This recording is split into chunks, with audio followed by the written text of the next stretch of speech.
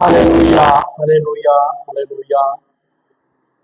प्रभु यीशु मसीह के नाम से और एक बार इस सुंदर दिन के लिए मैं प्रभु का धन्यवाद देता हूँ। परमेश्वर हमारे जीवन में सारी भलाई की बातों को करने पाए। इस सप्ताह के लिए मैं परमेश्वर का धन्यवाद देता हूँ। परमेश्वर की भलाई हमारे जीवन में बड़े कार्य करती है और परमेश्वर अपने लोगों के जीवन में बड़ी बातों को करता है। इस विषय को हम समझने पाए। परमेश्वर हमारे जीवन में बड़े कार्य करने पाए। आइए अपने आंखों को बंद करें और आज के इस सत्र में जाने से पहले हम परमेश्वर की ओर ताकि प्रभु हमारे जीवन में एक बड़े कार्य करने पाए, उसकी दया की बातें हमारे जीवन में सदा होने पाए। Thank you Lord, thank you Jesus.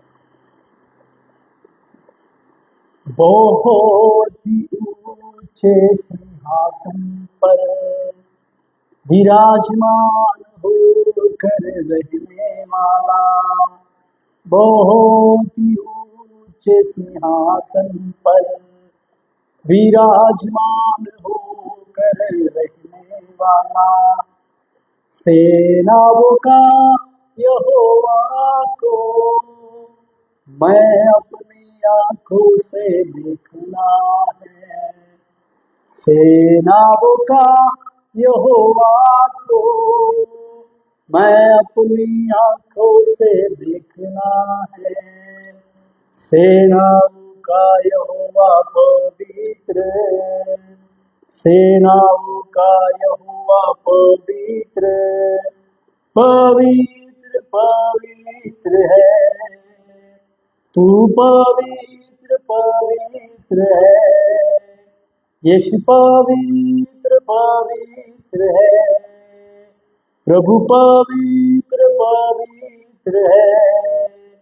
सेनाओं का यहोवा पवित्र पवित्र पवित्र है। प्रभु पवित्र पवित्र है।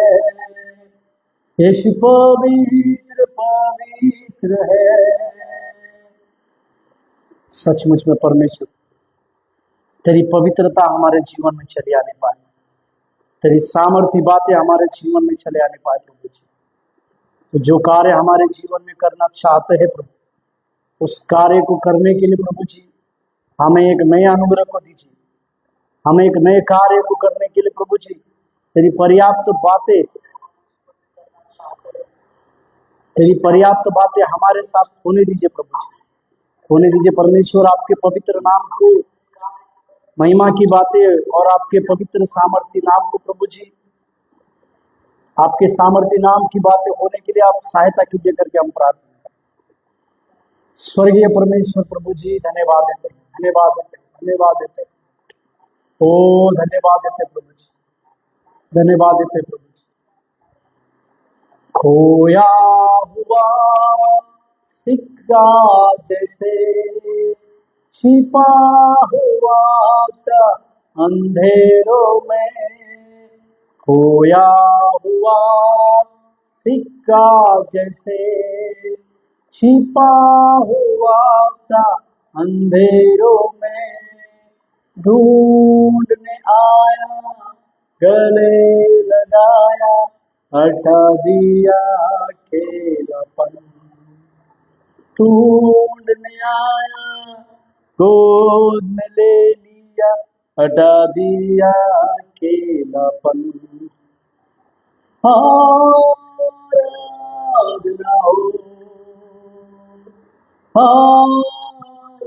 आराधना हो,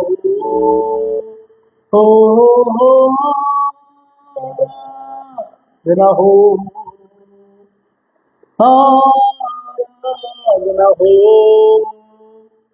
मेरे प्रेमी यीशु की। आमीन, हालेलुया। प्रभु के नाम की महिमा और प्रशंसा हमारे साथ सदा निरंतर बनी रहने पाए। एक विषय के ऊपर हम अपने ध्यान को आकर्षित कर रहे हैं। मेरा विषय है, इसको एग्रीमेंट जैसे इंग्लिश में लिखा गया है, परंतु वो सही शब्द मुझे नहीं लगता है। इसी के लिए हिंदी में उसे एक समझौता बोलकर लिखा हुआ है।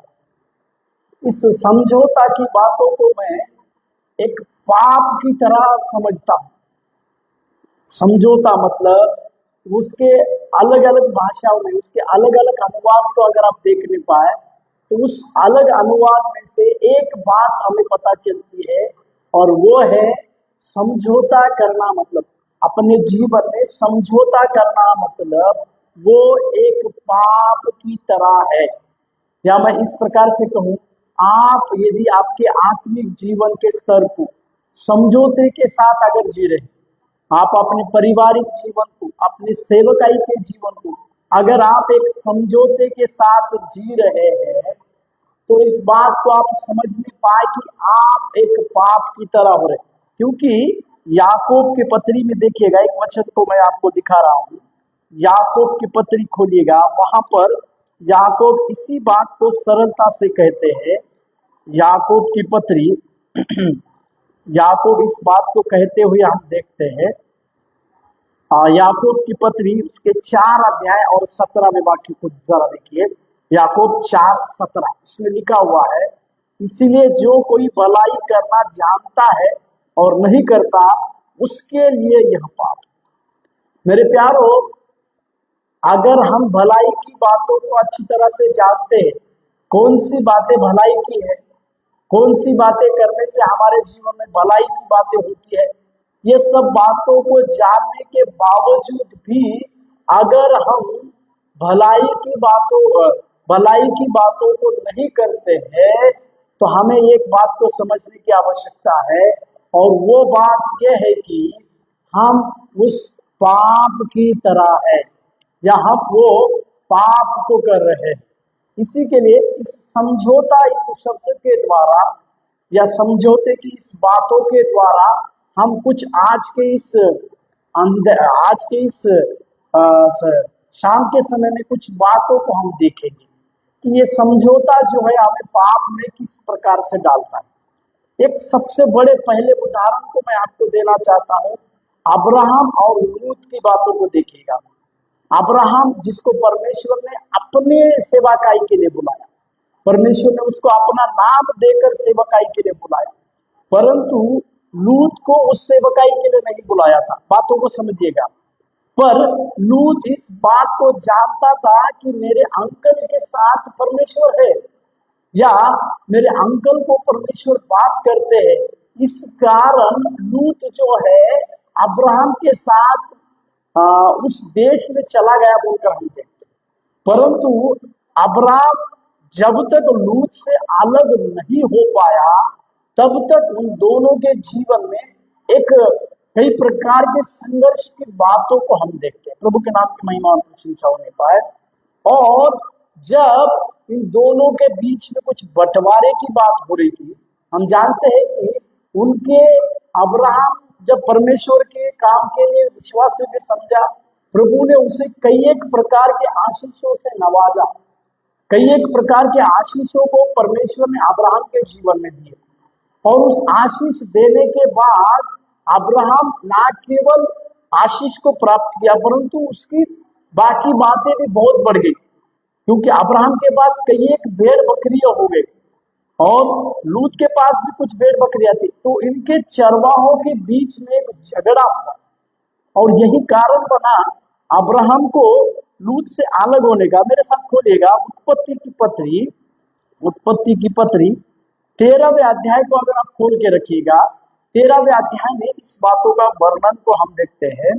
अब्राहम जो आशीष में बहुत बढ़ चुका था, इस प्रकार से अब्राहम ने लूत को इस प्रकार से कहा कि देखो, चारों तरफ का देश तेरे सामने पड़ा है, तू यदि पूरब जाएगा तो मैं पश्चिम चला जाऊंगा, यदि तू दक्षिण जाएगा तो मैं उत्तर चला जाऊंगा, क्योंकि हम आपस में एक परिवार है।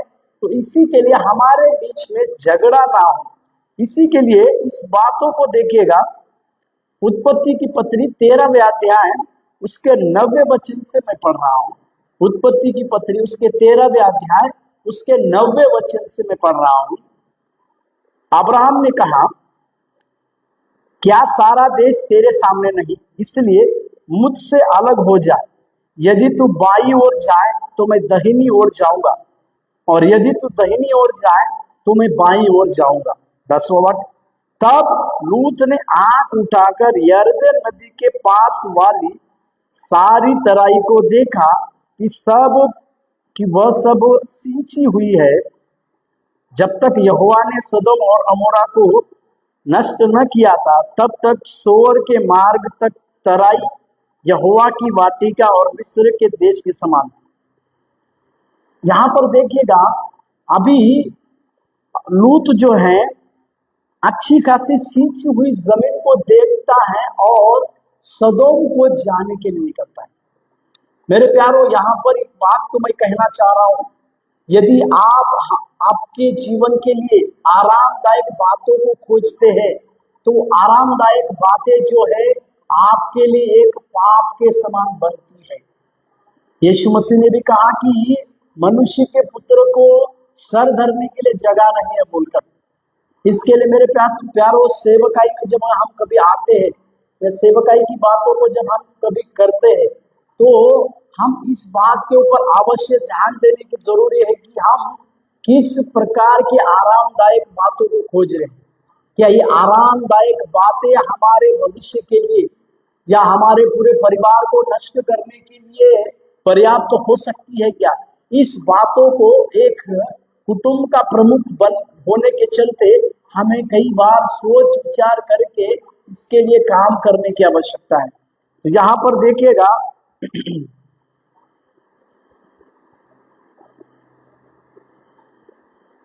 यहाँ पर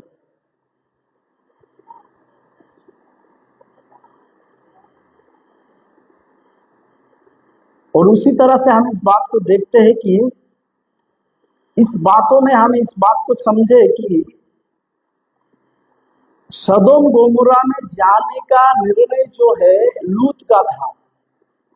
उसने आरामदायक बातों को अपने जीवन में सुना। और 13वें वाक्य को अगर हम देखते हैं तो सदोम के लोग यहोवा के लेखे में बड़े दुष्ट और पापी थे, क्योंकि वो सदोम इस प्रकार का शहर था जहां पर भ्रष्टता की बातें ज्यादा थी। होमोसेक्स और बाकी सारी बातें इसी जगह से, इसी शहर से बड़े ज्यादा प्रमाण में थी। परंतु उस जगह को चुनने का निर्णय लूत ने अपने जीवन में लिया, और उस निर्णय को उसके जीवन में किस प्रकार से हम देखते हैं। अभी अगर उत्पत्ति 13वें अध्याय के 12वें वचन को अगर देखिएगा, अब्राहम कनान देश में रहा और लूत उस तराई के नगर में रहने लगा और अपना तंबू सदोम के निकट खड़ा किया। मेरे प्यारो, यहाँ पर मैं एक बात को आपको कहना चाह रहा हूं, सदोम के निकट तंबू खड़ा किया मतलब जो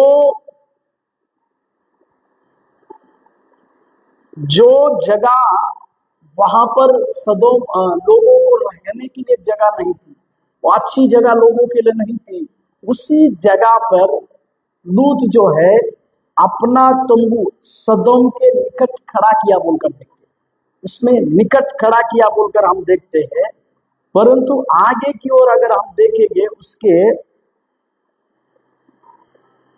14वें अध्याय में अगर हम देखते हैं तो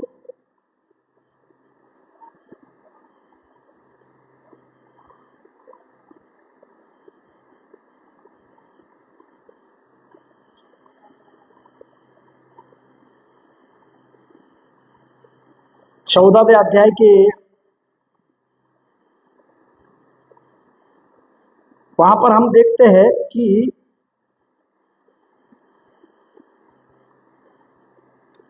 14वें अध्याय में अगर हम देखते हैं तो वहां पर 5 देश को राजाओं ने वहां पर आक्रमण किया, उस सदोम के ऊपर आक्रमण किया, और वहां पर उन्होंने उस सदोम नगर में जाते हुए उन्होंने वहां पर रहने वाले लूत को भी 12वें वचन को देखिएगा, 12 वचन 14 अध्याय 12वां वचन, और अब्राहम का भतीजा लूत जो सदोम में रहता था। मेरे प्यारों, 13वां वचन अगर हम देखते हैं, उत्पत्ति 13वें अध्याय के 12वें वचन में उस जगह पर लिखा है सदोम के निकट तंबू खड़ा किया। लूत सदोम के निकट तंबू खड़ा करता है। और अगर 14वें अध्याय के उस 12वें वचन को अगर ध्यान से पढ़ें तो वहां पर लिखा है, सदोम में रहता था। मेरे प्यारे, इस दोनों वचनों को अगर आप अच्छी तरह से ध्यान देंगे तो हमें एक बात पता चलती है। शुरुआत में सदोम के निकट रहने वाला लूत कब जाके सदोम में रहने लगा उसको पता नहीं चला। इसका कारण मैं बताता हूं कि जब सदोम के निकट रहने का निर्णय लूत का था और उसने सदोम के निकट अपना तंबू खड़ा किया, उसी समय वो सदोम में रहने लगा। यानी जब वो, या फिर मैं इस प्रकार से कहूं, जब उसने उस सींची हुई भूमि को देखा, उसी समय वो सदोम उसके मन में आया और वो मन से उस सदोम में रहने के लिए अपने आप को तैयार किया था। बाइबल इस प्रकार से बतलाती है मेरे प्यारों कि जो व्यक्ति निकट रहता है वो व्यक्ति उसमें रहने के बारे में लिखता है। मेरे प्यारों, इस बात को समझने की कोशिश करें आप। मैं फिर से कह रहा हूं, बाइबल हमें इस प्रकार से सिखाती है, जो व्यक्ति निकट रहता है वो उसके पास रहता है बोल के दिखाती है।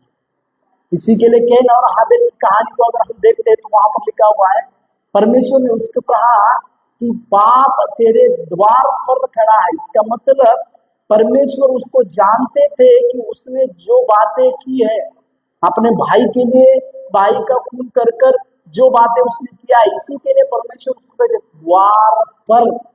मेरे प्यारो, इस समझौते के इस पाप ने या लूत का इस प्रकार से उस सदोम में रहने के चलते उसको एक चांस प्रभु की ओर से मिला। वो था जब उसको वो 5 राजा बंदी बनाकर लाए तो आवश्यक बात ये थी कि सदोम से वो हट जाए। परंतु जब अब्राहम के पास जब 318 बॉडीगार्ड के साथ अब्राहम जाता है, उन लोगों से युद्ध करता है और युद्ध करने के बाद अपने भतीजे लूत को निकाल लाता है, तो अभी लूत के पास एक डिसीजन होने की आवश्यकता है। उसको एक डिसीजन लेने की आवश्यकता है। वो डिसीजन क्या है? तो सदोम में रहने के चलते मेरे जीवन में इतने बड़े फटकार को लगाया है, या शायद वो जगह मेरे लिए सही नहीं है, इसी के लिए इस प्रकार की बातें हुई है, ऐसा वो सोच सकता था। परंतु उसने फिर से समझौता किया और वो उस जगह पर जो है रहने लगा। और आगे की बातों को हम जानते हैं। उस सदोम और गोमोरा में परमेश्वर ने उस सारे शहर को, सारे उस नगर को आग और गंधक से जलाकर भस्म कर दिया। और लूत जो है इसी कारण एक ऐसी पीढ़ी को जन्माया जो परमेश्वर के पास आने का अधिकार को कई पीढ़ियों तक उन्होंने खो दिया था। मेरे प्यारों, आज हमारे जीवन में भी इस बातों को हम समझने की आवश्यकता है। हमारे लिए आशीष की पीढ़ी बनाना ये परमेश्वर की इच्छा है, परंतु हम इस आशीष की पीढ़ी में, या आशीष की पीढ़ी जन्मते समय किस प्रकार की बातों में हम रह रहे हैं, इसको हमें समझने की आवश्यकता है, इसको हमें जानने की आवश्यकता है। प्रभु के पवित्र नाम की महिमा और प्रशंसा हमारे साथ होने पाए, प्रभु की भलाई भी हमारे जीवन में। और एक वचन को मैं आपके सम्मुख में ला रहा हूं, मेरे साथ खोलिएगा। न्यायों का पत्री उसके 3 अध्याय के 6वें वाक्य। न्यायों का पत्री उसके 3 अध्याय 6वें वाक्य को देखिएगा। न्यायों का पत्री उसके 3 अध्याय 6वां वाक्य को।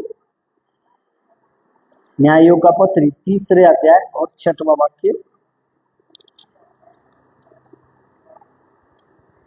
न्यायों का पत्री 3 अध्याय 6वां वाक्य में, तब वे उनकी बेटियां विवाह में देने लगे और अपनी बेटियां उनके बेटों को विवाह में देने लगे और उनके देवताओं की भी उपासना करने लगे। मेरे प्यारों, जो कनान देश में कुछ जातियां रह गई थी, परमेश्वर की जो आज्ञाएं थी, परमेश्वर ने मूसा के द्वारा जो उनको आज्ञाएं दी थी, उस आज्ञाओं का पालन करना इनके लिए जरूरी था। उसकी आज्ञाओं को मानना इनके लिए बहुत जरूरी था, क्योंकि न्यायों का तीसरा अध्याय 4 वचन, तीसरा अध्याय 4 वचन, ये इसीलिए रहने पाए कि उनके द्वारा इजराइल की इस बात में परीक्षा हो कि जो आज्ञा यहोवा ने मूसा के द्वारा उनके पूर्वजों को दी थी उन्हें वे मानेंगे या नहीं। मेरे प्यारों, यहाँ पर परमेश्वर इन जातियों को इसी के लिए रखा था कि परमेश्वर उनकी परीक्षा ले रहा था कि जो आज्ञाएं मूसा को मैंने दी थी उस आज्ञाओं को ये लोग पालन करते हैं क्या, उस आज्ञाओं की बातों को ये मानते हैं क्या। इस बातों की परीक्षा लेने के लिए परमेश्वर ने इन जातियों को रखा। परंतु देखिएगा 6वें वचन में इन्होंने क्या किया, जो बातें परमेश्वर ने इनको करने के लिए मना की थी, जो बातें इनके लिए करना सही नहीं था, उसी बातों को इन्होंने किया बोलकर हम देखते। वहां पर लिखा है, तब वे उनकी बेटियां विवाह में लाने लगे और अपनी बेटियों उनके बेटों को विवाह में देने लगे। और आखिरी पद में लिखा है, और उनके देवताओं की उपासना करने लगे। मेरे प्यारों, उनके पराये देवताओं की उपासना करने लगे, क्योंकि निर्गमन की पत्री में 20वें अध्याय में जब परमेश्वर मूसा को 10 आज्ञा देना था तो उसमें कहा कि मैं जलन रखने वाला परमेश्वर हूँ, तो मुझे छोड़ और किसी को भी परमेश्वर ना कहना। परंतु यहाँ पर अपनी बेटियों को और लोगों की जातियों में देने के चलते, या और जातियों के लड़की लोग अपनी जातियों में देने के चलते, उसमें सबसे बड़ी समझौते की बात यह हुई, उनके अंदर पाप समाया गया। और पाप समाने के द्वारा वे लोग परमेश्वर की आज्ञा को भूलकर अन्य देवताओं की या अन्य देवताओं की उपासना भी करने लगे बोलकर हम देखते हैं। मेरे प्यारों, हमें भी चौकन्ना रहने की आवश्यकता है कि किसी भी तरह से परमेश्वर के काम करते समय हम किसी भी तरह से अपने जीवन को जीते समय किसी भी प्रकार का समझौते की बात या किसी भी प्रकार का जो गुप्त पाप के लिए अगर हम जगह देते हैं तो वो हमारे जीवन के लिए बड़े रुकावट का कारण बनता है। इसके लिए हम इस बात को समझने पाए कि यदि हम मसीह जीवन जीते हैं तो हमारे जीवन में कुछ भी हो, इस प्रकार के वो समझौते की बातें, इस प्रकार के वो पाप के जीवन की बातें हमारे अंदर चले नहीं आने पाए, क्योंकि परमेश्वर ने हमें पवित्रता के लिए, परमेश्वर ने हमें धार्मिकता के लिए, परमेश्वर ने हमें सिद्धता के लिए बुलाया है। तो हम परमेश्वर के उस कार्य को अपने जीवन में होते हुए देखने पाए कि परमेश्वर हमारे जीवन के द्वारा किस प्रकार की बातें रखा है और उसे किस प्रकार से हम पूरी कर सकते हैं। इस बातों को भी हम अपने जीवन में समझने की आवश्यकता है। मेरे प्यारों, इसे हम समझने की बातें हैं। और एक वचन उसी निर्गमन के, उसी न्याय व्यवस्था, उसके 16वें अध्याय को अगर हम खोलते हैं, न्याय व्यवस्था की पत्री 16वें अध्याय और उसका 19वां वाक्य देखिएगा। 16 उसके 19वें पद में देखिए,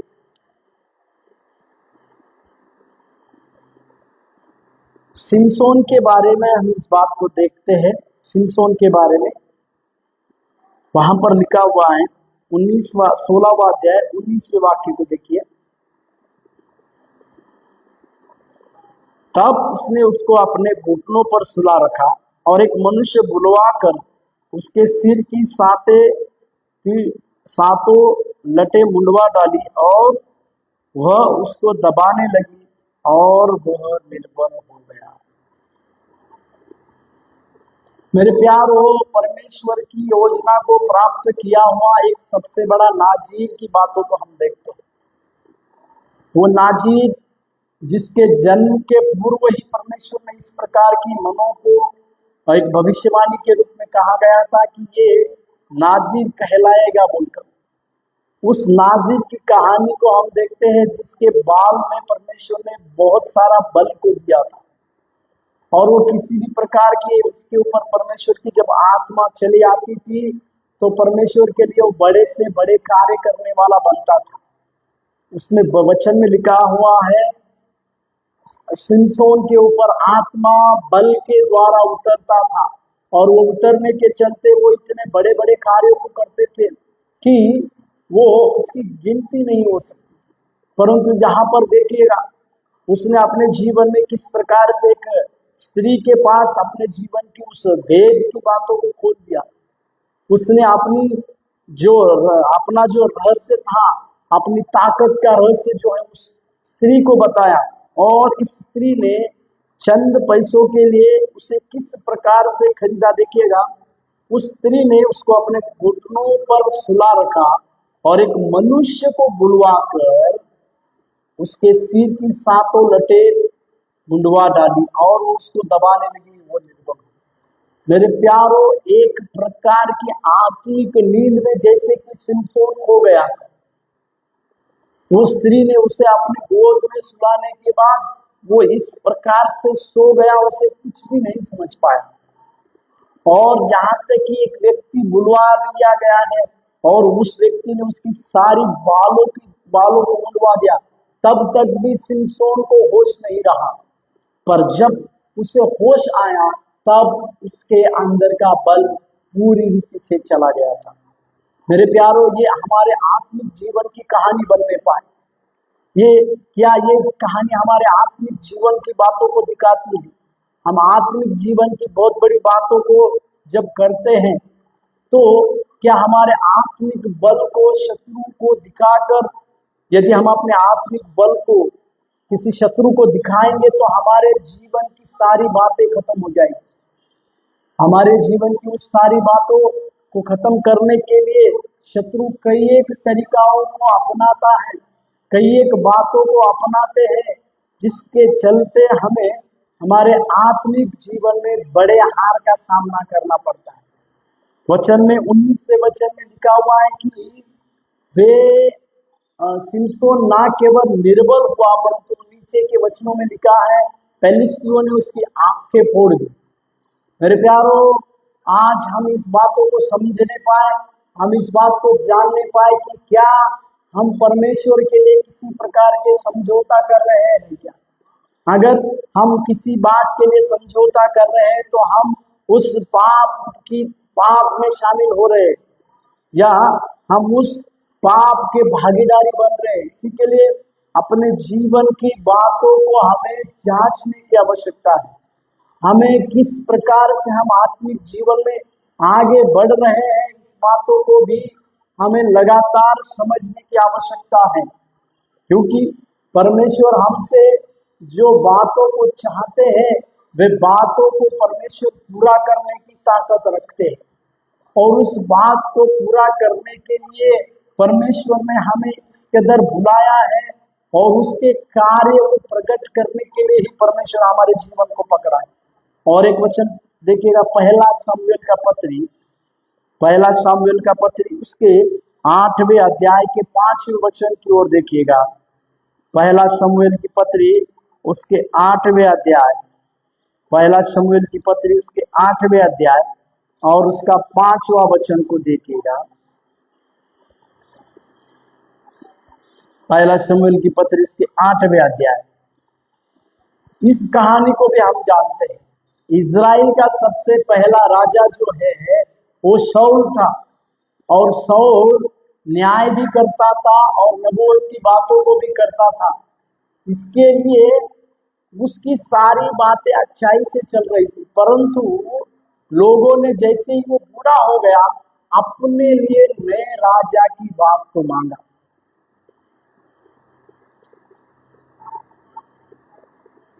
माफ कीजिएगा, इज़राइल का सबसे पहला नबी जो है शमूएल था, और शमूएल ना केवल नबी थे परंतु साथ साथ वो लोगों का न्याय भी करता था बोलकर पहले शमूएल की 7वें अध्याय में हम देखते हैं। परंतु जैसे जैसे शमूएल बूढ़ा हुआ, इज़राइली लोगों ने अपने लिए एक नया राजा की मांग की, और नया राजा की मांग करते समय उन्होंने इस बात को समझा, इस बात को कहा। वही बात 8वें अध्याय के 5वें वाक्य में लिखा हुआ है।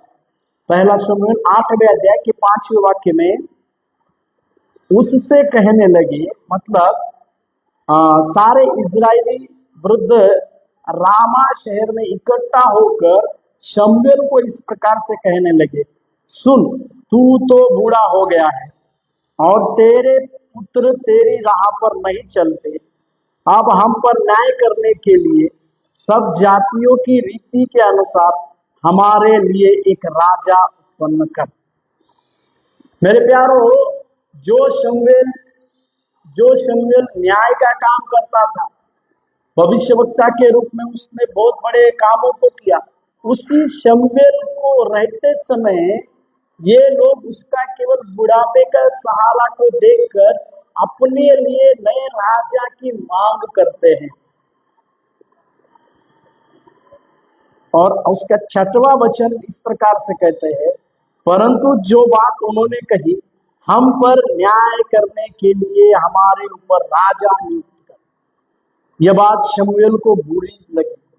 मेरे प्यारो, यहाँ पर वचन हमें साफ बतलाती है कि ये बातें शमूएल को बहुत बुरी लगी, क्योंकि शमूएल ही उन लोगों का न्याय करता था, या परमेश्वर ने उसे इस प्रकार से न्याय के लिए चुना था। इस बातों को हम समझ नहीं पाए, परंतु वो इस बातों को नहीं समझे और उन्होंने इस बात के लिए क्या किया, उसे राजा की मांग को किया। और राजा की मांग करना मतलब शमूएल के उस बात को वो उसके उम्र के अनुसार समझ नहीं पाए, इसे हम देखते हैं।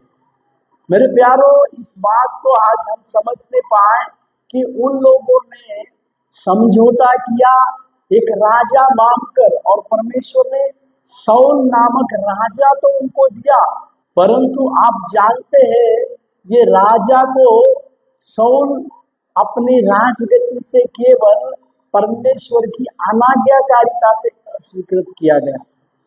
मेरे प्यारो, लोगों के द्वारा मांग की गई थी शाऊल की, इसी के लिए शाऊल राजा बना, परंतु परमेश्वर की उसके लिए इच्छा नहीं थी।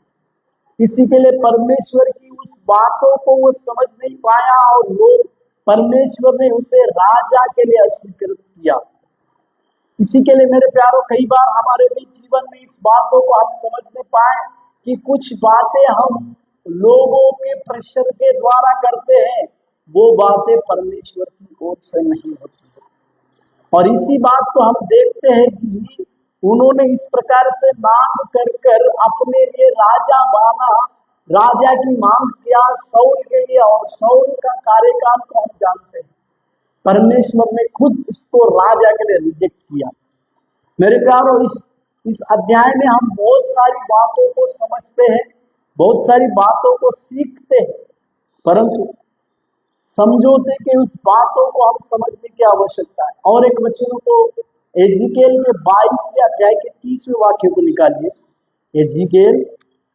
एजिकेल नबी का पत्री, उसके 22वें अध्याय और उसके 30वें वाक्य को देखिए। एजिकेल 22:30।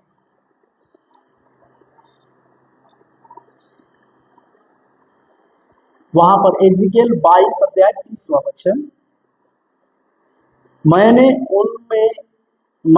उनमें ऐसा मनुष्य ढूंढना चाहा जो बाड़े को सुधारे और देश के निमित्त नाके में मेरे सामने ऐसा खड़ा हो कि मुझे उसका नाश ना करना पड़े, परंतु ऐसा कोई न मिला। इज़राइल के आगवे लोगों के पाप के बारे में परमेश्वर एजिकेल के द्वारा एक कड़ी बातों को जब कर रहे हैं, तो उस बातों को करते समय परमेश्वर अपने दिल की एक इच्छा को रखते हैं।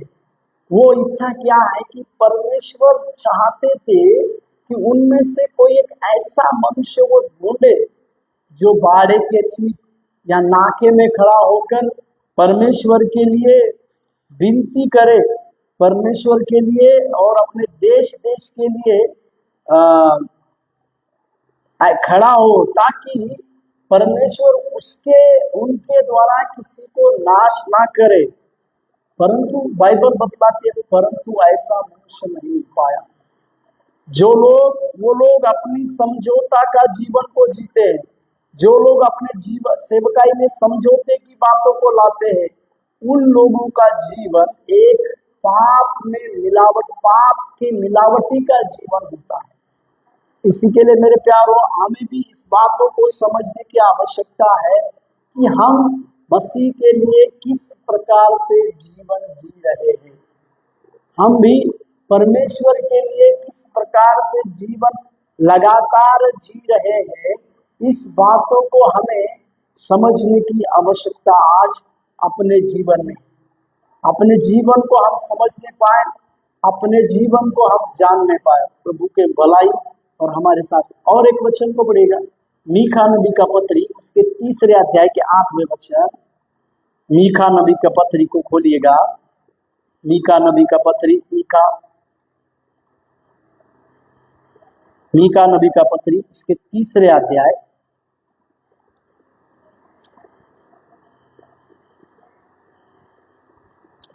मीका, उसका 3 अध्याय और 8वां वचन। परंतु मैं तो यहोवा की आत्मा से शक्ति, न्याय और पराक्रम पाकर परिपूर्ण हूं कि मैं याकूब को उसका अपराध और इज़राइल को उसका पाप जता सकूं। यहाँ पर भी इज़राइल के अगुवे लोगों के ऊपर परमेश्वर का क्रोध किस प्रकार से हो रहा है, इस बातों को हम देखते हैं। उस समय में इज़राइल के अगुवे लोग गुप्त पापों में थे। वो लोगों की अच्छी चरवाही नहीं कर रहे थे, यहाँ तक कि वे कुछ लोगों को अच्छाई की बातों को लेकर भविष्यवाणी की बातें जो लुभाने वाली थी, उस प्रकार की बातों को कहते थे। और उनके दर्शी लोग जो हैं, वो लोगों को प्रसन्न करने वाले थे, लोभी थे। इस प्रकार की अगुवे की बातों के लिए परमेश्वर इजरायली लोगों को कड़े शब्द में इस प्रकार से कहता है, परंतु मैं यहोवा की आत्मा से शक्ति, न्याय और पराक्रम पाकर परिपूर्ण हूं कि याकूब को उसका अपराध और इज़राइल को उसका पाप जता सकूं। मेरे प्यारों, इस बात को हम समझने पाए, आपका और मेरा जीवन इसी प्रकार से होने की आवश्यकता है।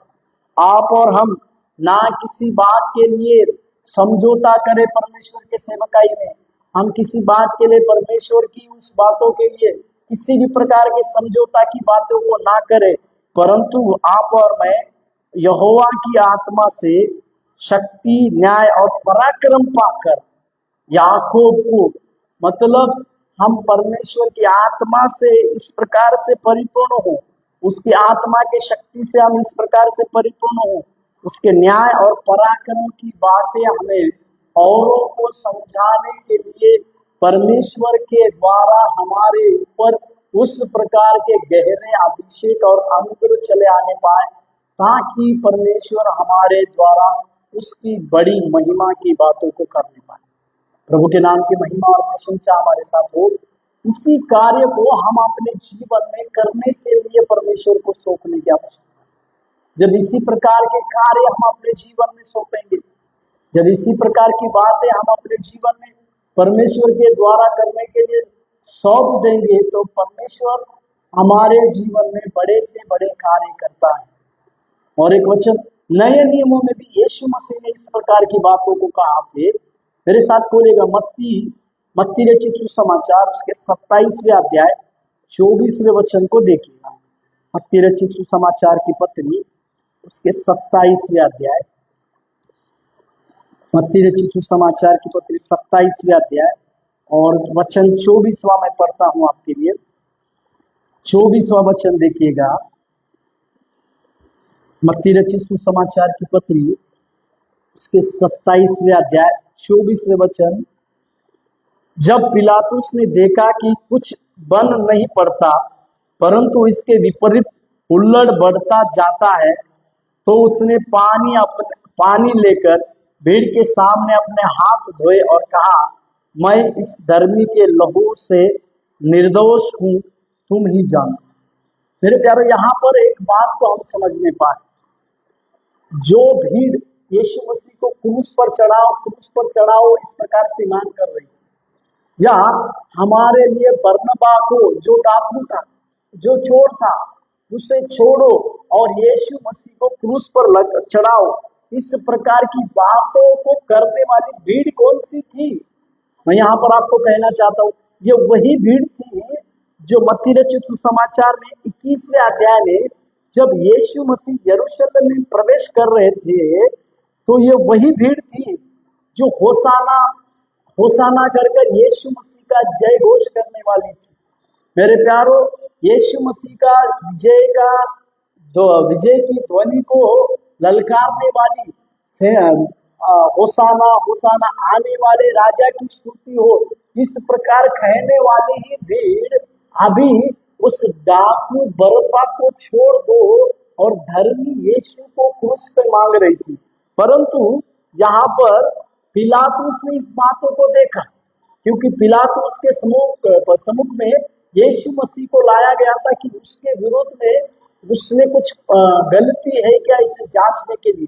परंतु उस भीड़ ने बरब्बा को छोड़ दो और यीशु को क्रूस पर लटकाओ, इस प्रकार से ज्यादा हुल्लड़ मचाते हुए देखने के बाद ये पिलातुस अपने आप को उसने पानी में हाथ धोए और इस प्रकार से कहा, मैं इस धर्मी के लहू से निर्दोष समझा।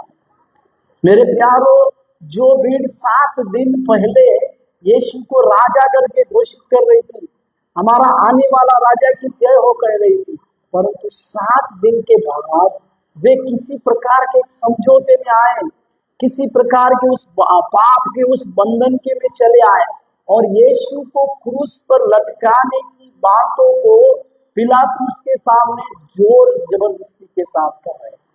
वे कुछ बातों को समझ नहीं पा रहे, परंतु इसी के लिए यीशु मसीह मत्ती के 21वें अध्याय में जब जा रहे थे, तभी उन्होंने उस यरूशलेम को देख कर रोए। इस बातों को हम समझते हैं।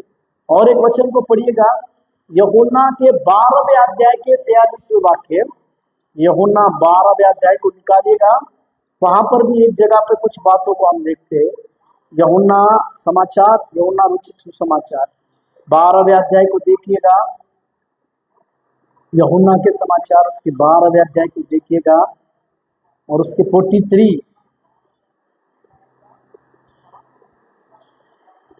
यहाँ पर क्योंकि मनुष्य की ओर से प्रशंसा उनको परमेश्वर की ओर से प्रशंसा की अपेक्षा अधिक प्रिय लगती थी।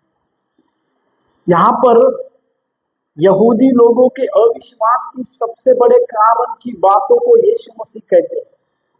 क्यों यहूदी लोगों का अविश्वास था? तो उन्हें मनुष्य की प्रशंसा अच्छी लगती थी, परंतु परमेश्वर की प्रशंसा, परमेश्वर हमारी प्रशंसा करे, ये मनुष्य से बढ़कर बात है। मनुष्य हमें कितनी भी प्रशंसा करे वो जरूरी नहीं है, परंतु यदि परमेश्वर हमारी प्रशंसा करे तो ये बहुत बड़ी बात है। परंतु इजरायली लोगों को या यहूदी लोगों को लोगों के द्वारा प्रशंसा की बातों को करने में, लोग उनकी प्रशंसा करेंगे तो उनको अच्छा लगता था। मेरे प्यारो, ये प्रशंसा की बातें भी या प्रसिद्ध होने की बातें भी हमें उस समझौते के बातों में चले लेके आती हैं और उस समझौते की बातों के द्वारा हम उस पाप की उस बात में चले आते हैं, जिसको हमें समझना चाहिए, जिसको हम जानना चाहिए कि परमेश्वर इस प्रकार की बातों को कैसे हमारे जीवन में दूर करने जानते हैं।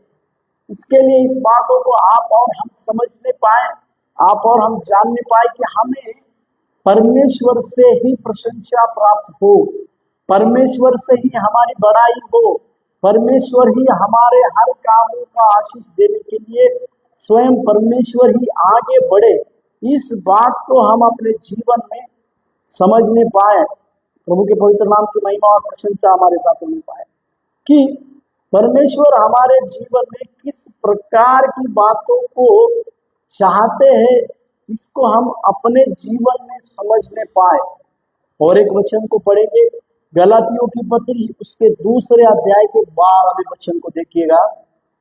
गलातियों की पत्री उसके दूसरे अध्याय के 12वां वचन। गलातियों की पत्री उसके दूसरे अध्याय 12वां वचन देखिए। इसीलिए कि याकूब की ओर से कुछ लोगों के आने से पहले यह अन्य जातियों के साथ खाया करता था, परंतु जब वे आए तो खतना किए हुए लोगों के डर के मारे वो पीछे हट गया और किनारा करने लगा। इस जगह पे पौलुस पतरस का विरोध करता है, क्योंकि पतरस जो है अन्य जातियों के साथ खाना खाने के लिए वो हिचकिचाता था, परंतु वह याकूब जो था वो अन्य जातियों के साथ खाना खाता था, परंतु कुछ लोग जैसे ही आए तो वो डर गया बोलकर हम देखते याकूब को और पतरस को इस बात के लिए पौलुस जो है डांटते हैं कि अन्य जातियों के बीच में इस प्रकार की बातों को वो क्यों करते हैं करके।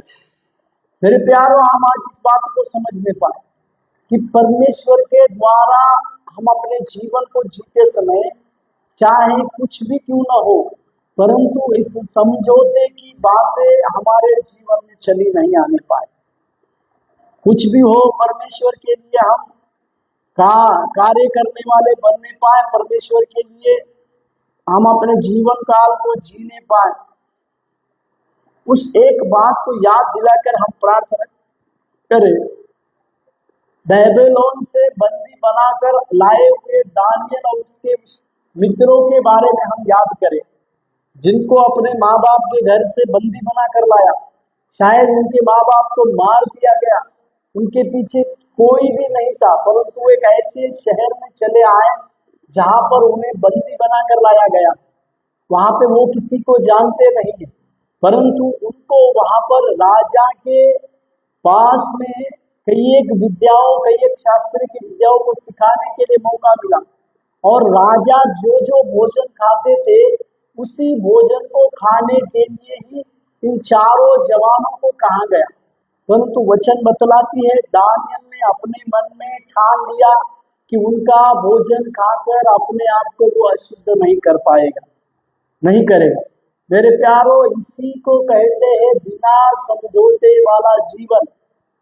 चाहे हम बंदी बनाकर लाए या किसी के गुलामी में हम चले जाएं, कई प्रकार की परीक्षाओं में क्यों ना रहे, परंतु हम अपने उस परमेश्वर की बातों के साथ कभी भी समझौता नहीं करने वाले बने।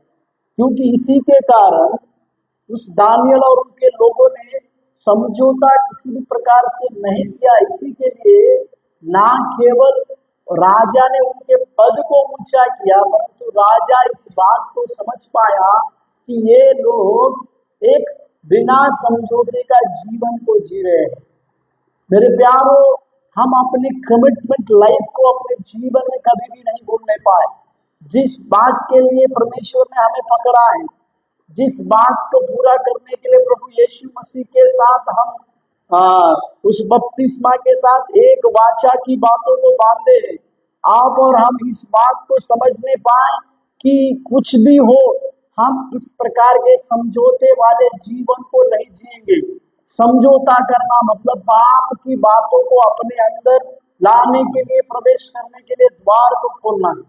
मेरे प्यारों, इस प्रकार की बातें हमसे हट जाने पाए और हम परमेश्वर के लिए बड़े कार्य करने वाले बनने पाए। आइए प्रार्थना। स्वर्गीय परमेश्वर प्रभु यीशु मसीह, हम धन्यवाद देते हैं। समझौता जो पाप के समान है प्रभु, उस पाप रहित जीवन जीने के लिए प्रभु आप हमारे जीवन में कार्य कीजिए। आप हमारे जीवन में दया की बातों को लाइए परमेश्वर।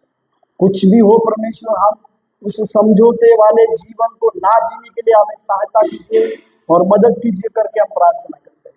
पवित्र परमेश्वर, आपकी दया की बातें हमारे साथ, आपके अनुग्रह की बातें हमारे साथ, के कार्य की बातें हमारे साथ, सहायता करें।